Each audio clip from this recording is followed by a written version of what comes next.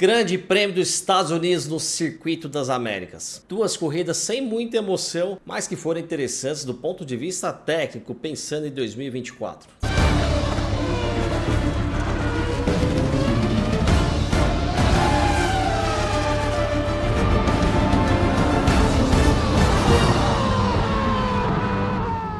Formato sprint, um treino apenas para o piloto relembrar a pista, encontrar o setup da classificação e da corrida. Impossível ir com muitas informações para a classificação. Lembrando que desde que inicia a classificação na sexta-feira, os carros já ficam em regime de parque fechado. Pela regra, ninguém mais altera o setup do carro até a corrida de domingo. A pista do Circuito das Américas estava muito ondulada, com vários bumps, e sem muita informação de treino virou um desafio para todos. Pelo visto, a Red Bull preferiu não arriscar muito e abriu mão de andar com o carro tão baixo, acabou levantando um pouquinho e talvez comprometeu um pouquinho o desempenho. Mesmo assim, tivemos um fim de semana em circuito onde os rivais mais se aproximaram dela. A Mercedes trouxe sua última grande atualização desse ano, um assoalho novo que, dizendo eles, já está no conceito que eles pretendem seguir para 2024. Parece que funcionou. Hamilton chegou a dizer que é a primeira vez em 2 anos que ele sente de fato uma melhoria no carro. E é muito importante ver o resultado dessa atualização, porque nos dá a impressão que a Mercedes realmente encontrou o caminho. Nenhuma atualização da Mercedes desde que abandonaram o conceito do zero pod fez o carro andar para trás, ao contrário da Aston Martin, por exemplo. Isso dá uma boa esperança de que a Mercedes vai sim desafiar a Red Bull em um futuro próximo. Eu espero que desde o começo do ano que vem. Na corrida sprint, a ação da corrida toda mesmo foi na largada. Pela imagem da TV, tivemos a impressão de que Verstappen jogou Leclerc quase para fora da pista, mas na verdade ele estava ainda na frente e apenas bloqueou o caminho do Leclerc. A mesma coisa com Hamilton na curva 1. Ele larga mal, mas consegue frear muito para dentro da curva, até por ter mais ângulo. Ele se posiciona dentro da pista por fora do Leclerc e vai por fora da pista apenas porque o Leclerc o força para ir. Os dois lances normais e de corrida, eu não daria punição para ninguém. A Mercedes mostrou que tinha um bom ritmo e apesar de chegar a 9 segundos atrás, essa diferença toda foi construída nas últimas 4 voltas. Pode ser que o Hamilton se conformou com o segundo lugar ou que o desgaste dele foi acima do previsto, mas mesmo assim mostrou uma evolução. O que chamou a atenção foi Carlos Sainz ser o único a ir com os macios. Logo o pneu dele foi embora e ele era o mais lento entre os primeiros. Um fato curioso é que ele contou depois de uma entrevista que quando todos tiraram os aquecedores dos pneus e ele vê que ele é o único que estava com os macios, ele pergunta para o engenheiro se eles são mesmo os únicos gênios do grid ou se eles estavam errados. Corrida principal. Antes de começar já teve uma atrapalhada do Stroll. Tanto a Aston Martin quanto a Haas resolveram mudar o setup do carro da sprint para a corrida. E isso obrigou os 4 carros das duas equipes largarem dos boxes, em últimos. Mas o Stroll esqueceu e foi para o grid.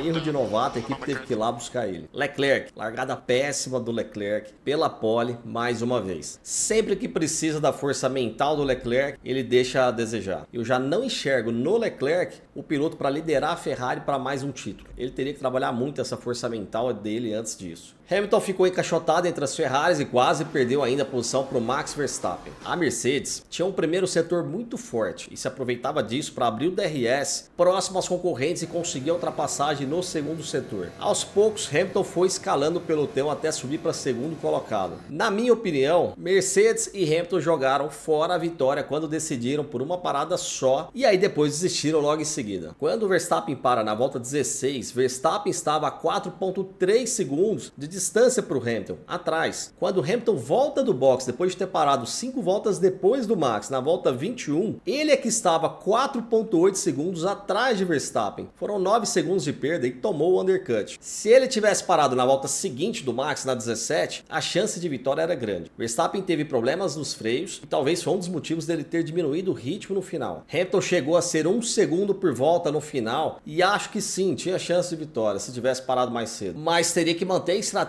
do tipo de pneu que eles usaram, que foi diferente do Max. Eu vi bastante gente criticando principalmente o Lando Norris por não se defender contra o Verstappen, mas aqui eu vou discordar. Pela dominância do Max o ano todo e pelo ritmo da sprint que ele demonstrou, o Norris sabia que a corrida dele não era contra o Verstappen. Se o Norris começa a se defender a cada curva que ele fizesse isso, era tempo perdido contra o Hamilton, que era o seu adversário na corrida, e ele sabia disso. A mesma coisa aconteceu no mergulho que o Verstappen deu contra o Leclerc. Foi bonito, foi agressivo, foi, mas o Max sabe que o Leclerc não vai querer dividir uma curva com ele, porque o Leclerc sabe que a corrida dele não é contra o Verstappen, é contra os outros. O Leclerc até dá uma fechada no meio da reta, mas de uma forma que não faz ele perder tempo. E se for para perder tempo, ele deixa o Max embora e foca nessa corrida que não é contra o Max Verstappen. E por falar de Leclerc, que corrida horrorosa da Ferrari. Saiu da pole e chegou se arrastando em sexto para depois ainda ser desclassificado. A gente vai falar disso daqui a pouco. Melhor disputa da corrida, Hamilton e Lando Norris. Aí sim, olha a diferença quando os dois sabem que a corrida de um é contra o outro.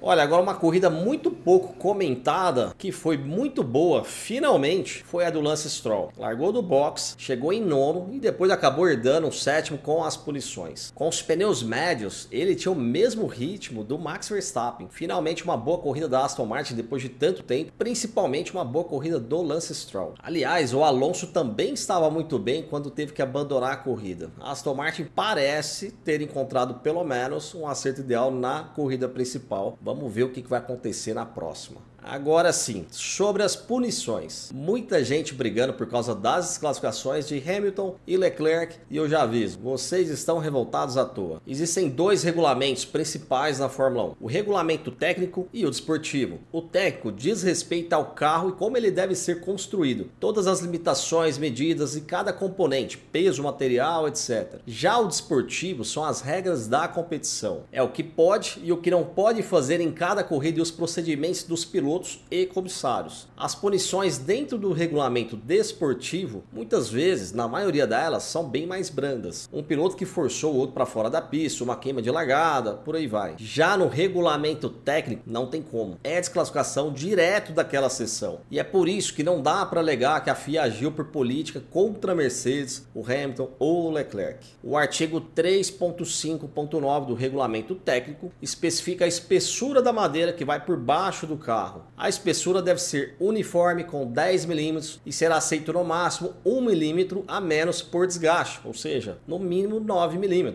Essa regra existe desde a morte de Ayrton Senna em 94, inclusive naquele ano, Michael Schumacher foi desclassificado no GP da Bélgica pelo mesmo motivo. Essa regra serve para não deixarem os carros andarem muito baixos a ponto de comprometer a segurança. E o desgaste madeira é uma forma de controlar isso. Um carro muito baixo numa freada pode bater num bump e perder completamente a estabilidade. E por que não vemos essa punição com frequência? Por incrível que pareça, essa foi apenas a quarta vez que isso aconteceu. Além de Schumacher, Panis também foi punido em 94, depois tivemos Trulli em 2001 e agora Leclerc e Hamilton em 2023. 4 pilotos foram vistoriados: Verstappen, Hamilton, Norris e Leclerc. E por mais injusto que possa parecer, é impossível que a FIA vistorie todos os itens de todos os carros. Normalmente ela faz os 3 primeiros e mais um aleatório, que neste caso foi o pole da corrida. Na minha opinião, acho que a FIA está na hora de pelo menos começar a vistoriar os 10 primeiros, são aqueles que pontuam. Ok, mas então eles agiram de má fé? Não, seguramente que não. É uma regra muito básica, de uma inspeção muito simples. Ali foi um erro de cálculo do engenheiro. O circuito das Américas é muito irregular, com muitos bumps que fazem os carros tocarem muito no solo. As equipes precisam levantar os carros para solucionar, assim como fez a Red Bull. Só que elas sempre vão usar o limite de altura mínima para que não seja desclassificada, já que quanto mais baixo o carro andar, mais baixo será o seu centro de gravidade, consequentemente